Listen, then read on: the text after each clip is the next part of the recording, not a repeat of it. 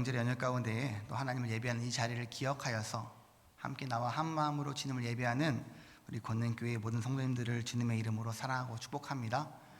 함께 앞뒤 옆을 바라보면서 인사할까요? 주님의 이름으로 사랑하고 축복합니다. 주님의 이름으로 사랑하고 축복합니다. 네, 오늘 이 시간에 하나님의 큰 그림이라는 제목으로 말씀을 증거할 때 이 말씀이 우리 삶의 능력이 되기를 원합니다. 혹시 씬 스틸러라고 하는 그 단어를 아세요?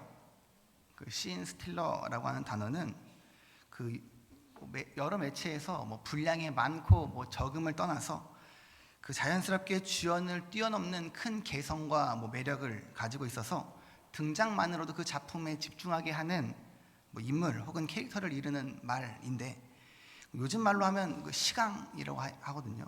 시선 강탈에서 시강이라고 하는데, 이 씬 스틸러는 그런 의미를 가지고 있는 단어입니다. 그래서 근데 작품의 성공 요소 중에 이 씬 스틸러라고 하는 것이 부정적인 역할을 줄 때도 있다고 하지만, 배우의 입장으로 본다고 한다면 배우는 이 주목을 받는 자리잖아요. 그래서 그만큼 큰 개성과 매력이 있다라는 뜻이니까 자신을 나타내야 하는 직업 특성상 참 유리한 것이 아닌가 생각이 됩니다. 그 씬 스틸러라고 하는 부분이요. 근데 성경을 보면 이 씬 스틸러와 반대로 오늘 말씀이나 또 열왕기하의 그 내용을 보면 그 모습을 빼앗기는 사람들이 나오거든요. 씬 스틸러는 그 씬 한 장면을 훔쳐오다라는 그런 뜻인데, 반대로 자신의 것을 이제 빼앗기는 사람들이 나오는데, 열왕기하에서 그 이름이 언급되지 않던 왕이나 오늘 본문의 아무개처럼 하나님과 상관없는 삶을 살아가다 보면은 자신의 분명한 이름이 있음에도 불구하고 성경에서 그 이름을 의도적으로 제하고 있는 것을 우리는 볼 수 있습니다. 그래서 오늘 하나님의 큰 그림이라는 제목으로 말씀을 증거할 때에, 말씀을 통하여서 하나님의 그림 속에서 내가 어떤 부분을 감당할 것인지 잘 깨달아서 하나님께 온전히 쓰임받는 저와 여러분이 되기를 주님의 이름으로 축복합니다. 룻기 앞의 이야기들을 잘 기억하십니까? 하나님의 약속의 땅을 버리고 가서는 안 되는 그 모압 땅을 간 그 나오미가 엘리멜렉과 그 두 아들을 그 모압 땅에서 잃게 되죠. 그래서 나오미에게는 그 이방 며느리 룻 하나만이 남게 됩니다. 그래서 잘못된 선택을 이제 다시 올바로 바로잡고자 멀고 험한 길을 걸어서 베들레헴 땅에 도착하게 됩니다. 그곳에 도착한 때는 이제 보리 추수를 시작하는 초실절이었고, 이제 그래서 룻은 이제 시어머니 나오미를 먹여 살리고자 이삭을 줍는 제도를 통해서 이제 자신에게 맡겨진 일들을 감당하고 있죠. 그래서 우연히 자신이 이삭을 줍던 중에 기업물을 짜가 되는 보아스의 밭에 이르게 되고, 그곳에서 보아스에게 다른 사람과는 굉장히 파격적인 큰 은혜를 입게 됩니다. 그러고 나서 이제 집에 돌아갔을 때에 나오미를 통하여서 보아스가 기업물을 짜라는 보아스의 정체를 이제 룻이 알게 되죠.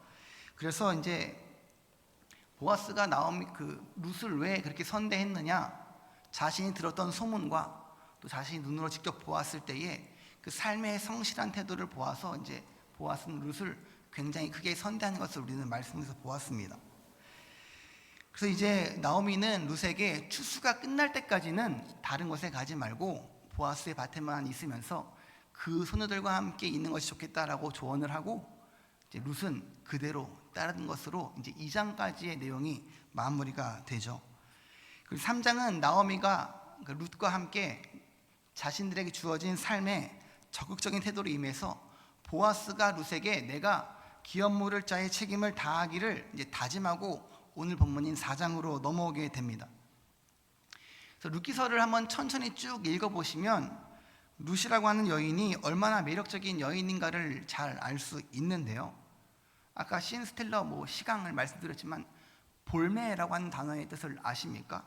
요즘 단어를 막 다 줄이거든요. 볼매는 볼수록 매력 있다라고 해서 볼매라고 하는데, 룻은 진짜 볼매 그 자체인 여인인 것 같아요. 보면 볼수록 굉장히 매력적인 여인입니다. 성실하고요, 예의가 바르고 어른을 공경할 줄 알고 현명하고 현숙한 여인입니다. 어떤 사람들은 얼굴도 분명히 예뻤을 것이다 라고 추측을 하는 사람들이 있는데, 제 생각에는 뭐 얼굴이 예뻤을 수가 있겠지만 저는 보이기에 예뻐 보이는 여인이 아니었나라는 생각이 들었습니다. 룻기를 쭉 읽으면서 우리가 누군가를 볼 때 그냥 타고나게 예쁜 사람이 있는데, 어떤 사람은 타고난 게 그렇게 타고나진 않았는데 그 사람의 밝은 언행과 또 행동들을 통해서 굉장히 예뻐 보이는 사람이 있잖아요. 룻은 얼굴도 예뻤겠지만 그 행실을 통해서 더욱더 예뻐 보이는 여인이었을 것이라고 생각됩니다. 그래서 이제 오늘 본문을 보면 그런 룻을 위해서 분주하게 움직이는 보아스가 등장하는데, 왜 그렇게 분주하냐면 3장 마지막 절 함께 읽어보겠습니다. 3장 18절입니다. 시작. 예, 시어머니가 이르되 내 딸아 이 사건이 어떻게 될지 알기까지 앉아 있으라. 그 사람이 오늘 이 일을 성취하기 전에는 쉬지 아니하리라 하니라. 아멘. 보아스는 나오미의 말대로 이제 쉬지 않고 움직입니다. 그래서 어떻게 쉬지 않고 움직이는지 오늘 말씀의 첫 번째 포인트인 장면부터 이제 서두르고 있는데, 첫 번째 장면은 아무개와 보아스가 등장하는 성문 위의 장면입니다. 보아스가 말한 것처럼, 룻에게 말한 것처럼 보아스는 그 나오미의 그 룻의 첫 번째 순서가 아니었어요. 기업 물을 자의 최우선순위가 아니었기 때문에 다른 그 기업 물을 자와 함께 이제 협상을 해야 됐습니다. 근데 객관적으로 보았을 때 누가 더 중요한 사람이었을까요? 그 최우선순위인 사람이 더 가까운 사람일까요? 아니면 두 번째인 보아스가 더 가까운 사람일까요? 더 가까운 사람은 최우선순위가 나오미에게는 더 가까운 친족이었던 거예요. 그래서 더 중요한 사람은 그 1순위인 그 아무개였는데, 그런데 2장 3장을 꽉 채워서 나온 보아스의 이야기와는 다르게 1순위였던 사람은 이렇게 소개가 되고 있습니다. 본문 1절을 같이 한번 읽어보겠습니다. 시작. 보아스가 성문으로 올라가서 거기 앉아있더니 마침 보아스가 말하던 기업 물을 자가 지나가는지라. 보아스가 그에게 이르되 아무개여 이리로 와서 앉으라 하니 그가 와서 앉으매. 아멘. 혹시 보아스가 소개되던 장면을 기억하십니까? 2장 1절에 이렇게 나오는데요. 나오미의 남편 엘리멜렉의 친족으로 유력한 자가 있으니 그의 이름은 보아스더라. 근데 이게 보아스가 등장하는 장면이 아니고요. 아직 보아스는 이 그 흐름의 장면상 아직 등장하지 않았을 때예요.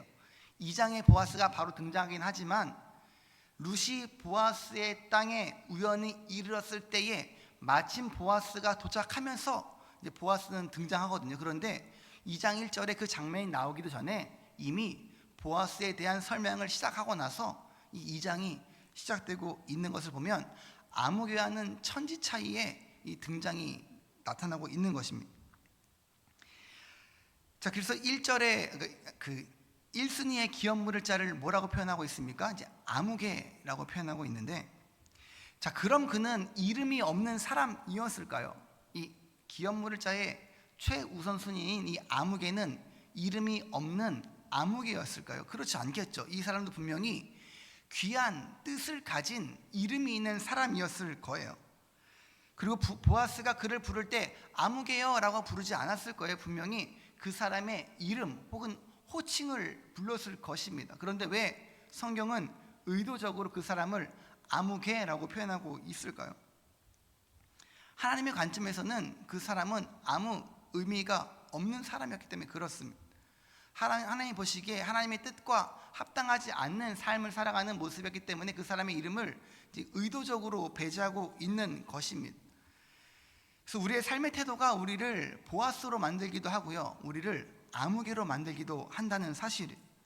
그 태도가 어떤 태도냐면 우리가 하나님의 말씀을 듣고 그 말씀대로 살아가느냐, 그렇지 않으면 세상의 것들을 쫓아 살아가느냐, 그 태도로 인하여서 우리가 보아스가 되는지 아무개가 되는지로 이제 바뀌게 된다는 사실입니다. 이 아무개는요, 이 당시 이 민족 가운데에 문제가 되었던 이 우상 숭배를 하는 사람의 모습을 그대로 보여주고 있는 사람이었습니다. 물질의 풍요가 최고의 축복으로 여기던 그 땅에 이제 우상 숭배를 통하여서 그 모습이 그 가운데 나타난 사람이었는데, 하나님의 백성으로서 긍휼은 온당한 데 없고 내가 가지고 있는 재물이 이 일을 감당할 때에 이 재물에 이득이 되는지 손해가 되는지가 가장 중요한 사람이 이 아무개였다는 사실입니다. 자, 그 모습이 어떻게 나타났는가 6절을 같이 한번 읽어보겠습니다. 본문 6절입니다. 시작. 그 기업 물을 자가 이르되 나는 내 기업에 손해가 있을까 하여 나를 위하여 물으지 못하노니 내가 물을 것을 내가 물으라. 나는 물으지 못하겠노라 하는지라. 아멘. 사실 만약에 룻이 없었다고 한다면 이 아무개는요 기업을 물렀을 거예요. 그 책임을 충분히 이행했을 것입니다. 왜냐하면 4절의 마지막 부분을 보면 처음에 그는 기업 물을 자의 책임을 다하려고 했죠. 뭐라고 나옵니까? 그가 이르되 내가 물으리라 하는지라. 그런데 왜 4절 마지막에 이렇게 말해놓고 6절에는 거절합니까? 그 법이 그런데 나오미가 이제 늙어서 자녀를 생산할 수 없게 되고 이 아무개가 기업을 물렀다고 쳤을 때에 그 상태로 나오미가 죽게 되면 그 엘리멜렉과 그 말론의 땅이 누구의 땅이 되냐면 이 기업 물을 자 아무개의 땅이 되는 거예요. 이제 그에게 자손이 없어서 이어갈 수가 없으니까요. 그런데 그 나오미가 베들레헴으로 귀향하면서 데려온 사람이 한 명 있죠. 그게 누구입니까? 룻이, 며느리 룻이 있습니다. 룻이 왜 결정을 번복하게 된 이유인지 보아스의 말에 나타났는데 5절을 같이 한번 읽어보겠습니다. 5절입니다. 시작. 보아스가 이르되 내가 나오미의 손에서 그 밭을 사는 날에 곧 죽은 자의 아내 모압 여인 룻에게서 사서 그 죽은 자의 기업을 그의 이름으로 세워야 할지니라 하니. 이제 이러면 이야기가 좀 달라지죠. 이 아무개의 입장에서 4절까지 들었을 때에는 그럼 내가 나오미에게서 살게. 근데 보아스가 다시 설명합니다. 네가 그걸 사게 되면 그 죽은 자의 아내 모압 여인 룻에게서 사게 되는 것인데 너는 그러면 그에게 기업 물을 자의 그 책임인 아들을 낳아줘야 하는 책임을 너는 지어야 돼. 무슨 말이에요? 아들을 낳게 되면 내가 취할 것 같았던 엘리멜렉과 말론의 땅이 내게 되는 게 아니라 내가 그 가정 가운데 씨를 줘서 나게 한 그 아들이 이제 그 기업을 물을 사람이 돼서 그 아들이 내 재산을 들여 사준 땅을 다 갖게 된다는 거예요. 내 아들로서가 아니라 엘리멜렉과 말론의 자손으로서 그 땅을 차지하게 된다는 사실이에요. 그럼 이 아무개의 입장에서는 굉장히 이 상황이 달라지게 된다는 사실입니다. 내게 될지 모른다는 기대 속에서 내가 기업을 물으겠다라고 했지만 이제 룻이라는 젊은 여인이 있다고 한다면 상황은 달라져요. 내가 그 땅을 차지할 가능성은 희박해집니다. 그래서 아무개는 6절과 같이 이야기한 겁니다. 6절을 다시 한번 읽어볼까요? 시작. 그 기업 물을 자가 이르되 나는 내 기업에 손해가 있을까 하여 나를 위하여 물으지 못하노니 내가 물을 것을 내가 물으라. 나는 물으지 못하겠노라 하는지라. 아멘. 이 말 가운데에서 그 기업 물을 자의 책임을 이 아무개가 잘못 오해하고 있는 게 있는데, 기업을 물러주는 것은요 나를 위해서 물으는 게 아니라 내 가까운 친족이 억울하고 힘든 일을 당했을 때 그 가문을 위해서 그 기업을 물러주는 거예요. 그런데 이 아무개는 뭐라고 이야기하냐면 나를 위해서 내가 못 물으겠다. 내가 가지고 있는 내 기업에 내 가업에 이 해가 될까봐 나는 못하겠다. 그래서 이 아무개는 이 제도를 너무너무 잘못 이해하고 있다는 사실이에요. 내가 헐값에 사와서 내 이득이 되는 게 아니라 그 가문을 위해서 내가 희생하더라도 내가 그 긍휼을 베풀어 줘야 되는데 정말 잘못 이해하고 있는 것이죠. 이것은 뭐냐면 보아스가 말한 것은 그 죽은 자의 기업을 그의 이름으로 세워야 할지니라. 이것이 이 정확한 기업 물을 자의 그 제도의 핵심이거든요. 그 가문을 위해서 그 책임을 이행해야 되는데 아무개는 전혀 반대로 하고 있습니다. 내 형제의 기업을 그의 이름으로 세워주는 것이 기업 물을 자, 이 고엘 제도의 가장 중요한 핵심입니다. 그래서 그렇게 행한 보아스는요 이순이이지만 예수 그리스도의 계보에 오르게 되고 1순위인 아무개는 여기서 그대로 사라집니다. 성경 가운데 그의 이야기는 다시 등장하지 않아요. 근데 만약 아무개가요 결과를 알았다면 어떻게 했을까요? 내가 그 모압인 룻에게 기업 물을 자의 책임을 다했을 때 나의 자손을 통해서 예수 그리스도의 계보가 이어진다, 그 놀라운 축복을 알았다고 한다면 이 아무개는요 내가 내 가진 기업의 것들을 많이 손해보더라도 그 기업을 물렀겠죠. 그런데 그는 앞날을 알지 못하는 사람이었기 때문에 전혀 그것을 행할 마음이 없었습니다.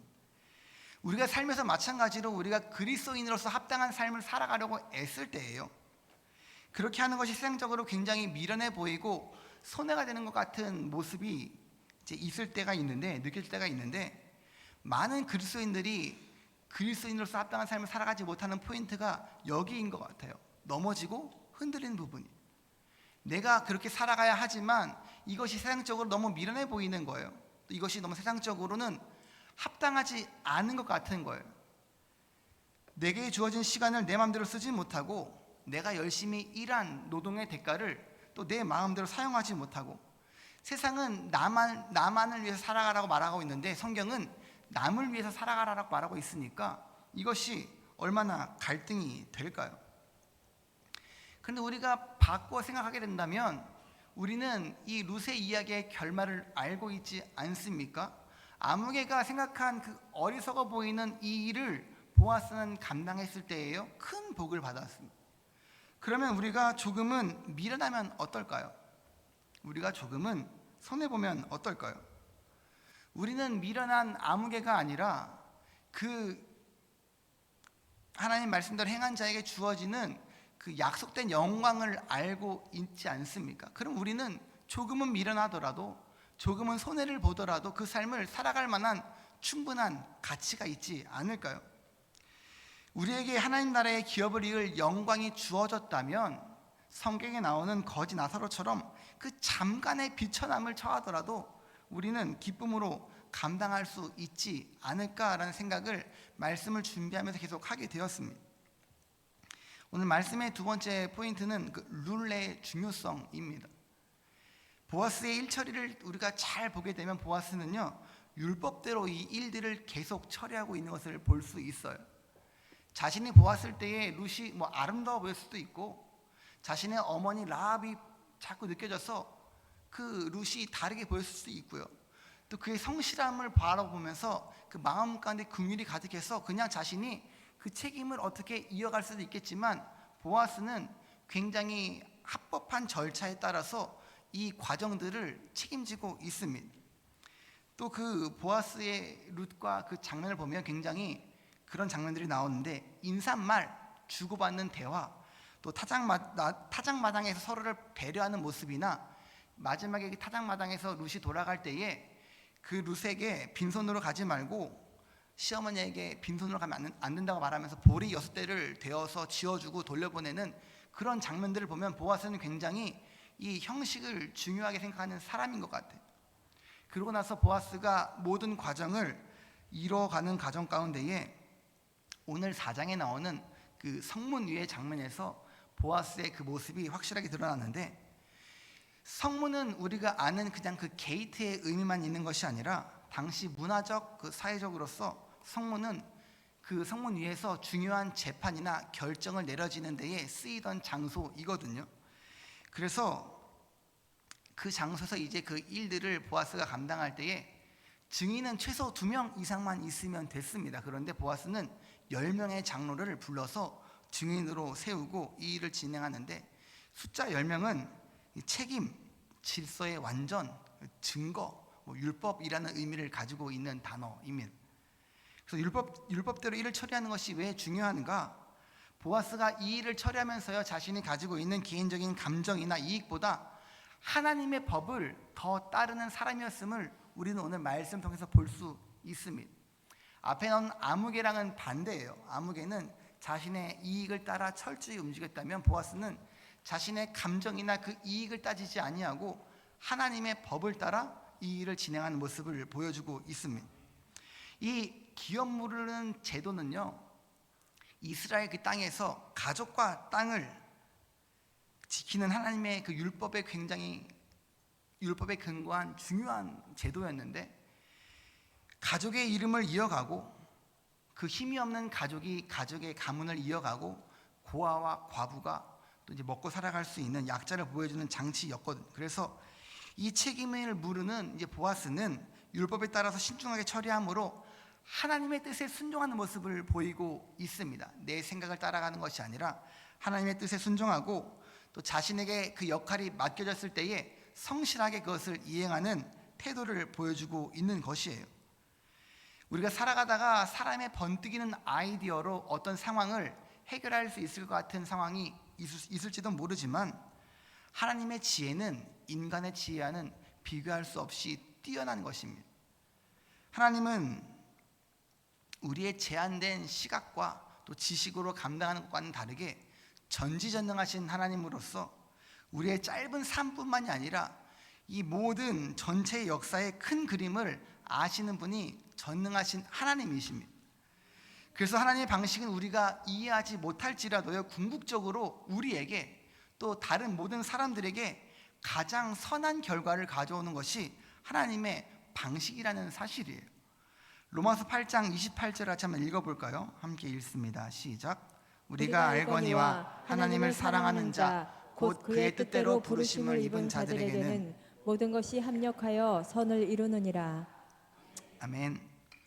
많은 사람들이 좋아하는 구절로 알고 있는데요, 우리가 때로는 이렇게 앞뒤 다 떼고 듣고 싶은 것만 듣고 보고 싶은 것만 볼 때가 있는 것 같아요. 모든 것이 합력하여 선을 이루느니라, 우리가 이것을 굉장히 좋아하는데, 오늘 이 말씀을 보면 앞에 모든 것이 합력하여 선을 이루는데 전제되는 조건이 있거든요. 무엇일까요? 하나님을 사랑하는 자 곧 그의 뜻대로 부르심을 입은 자들, 그것이 우리가 될 때에 모든 것이 합력하여서 선을 이루신다는 사실입니다. 말씀대로 하나님의 뜻대로 살아가는 저와 여러분이 되시기를 주님의 이름으로 축복합니다. 우리가 그 하나님의 말씀대로 살아가야지 그것을 이루어주신 주님을 만날 수 있다는 사실이에요. 보아스가 하나님의 율법에 따라서 이 일을 처리하고 애썼을 때에 그 땅에 있는 많은 사람들이 어떻게 반응하는지 11절 12절에 나오는데 함께 읽어보겠습니다. 시작.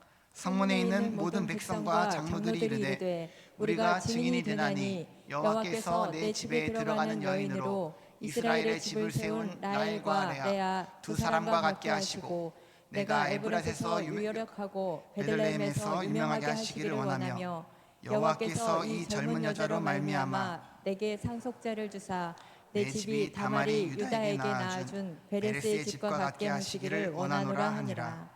아멘.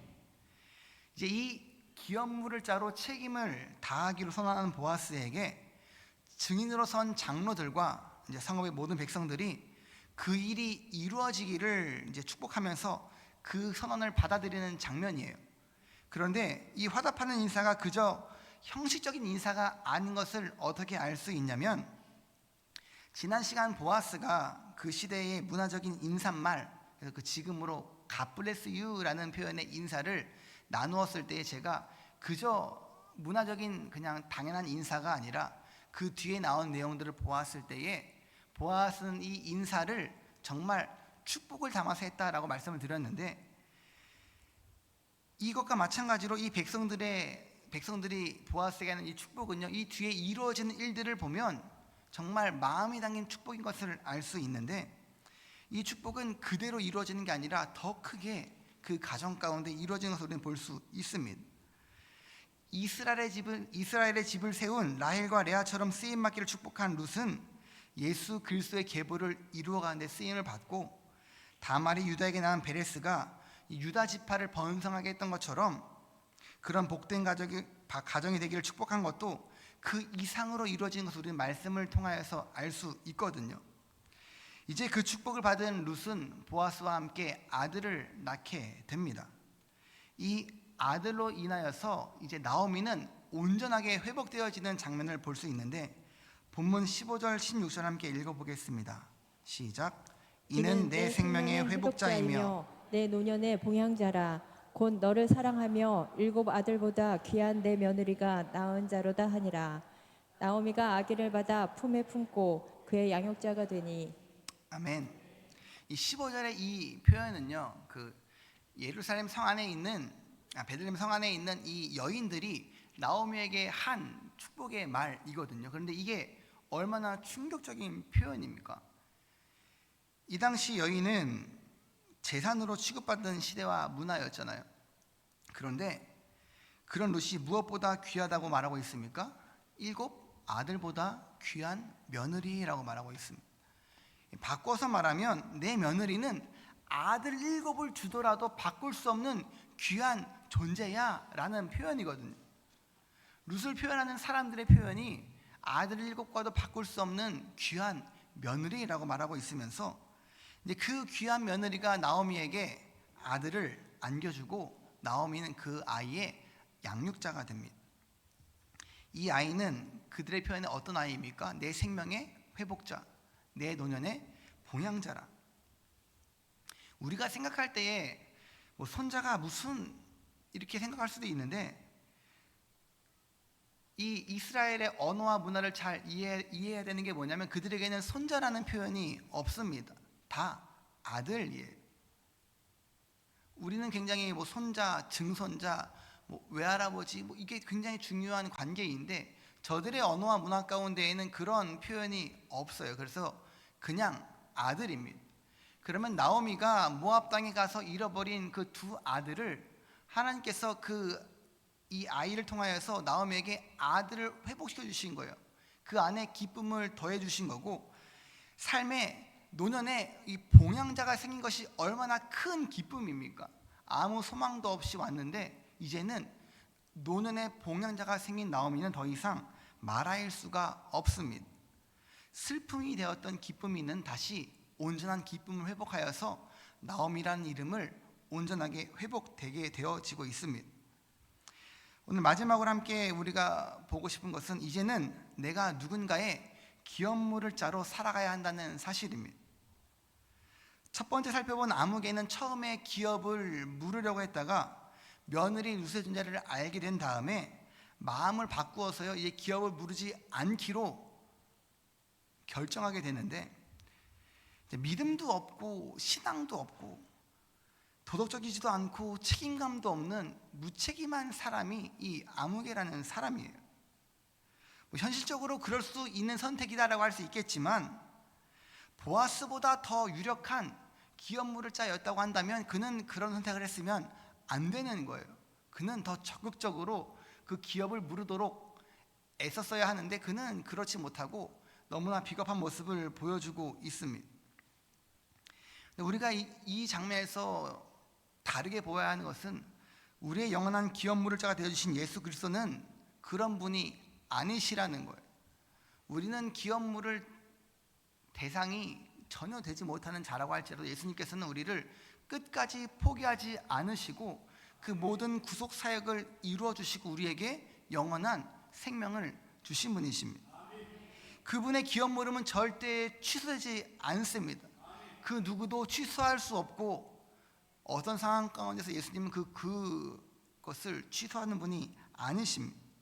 우리는 그 은혜와 사랑을 받은 자로서 지난주에 말씀드린 것처럼 이제는 우리가 누군가의 기업물을 짜로 살아가야 한다는 사실이에요.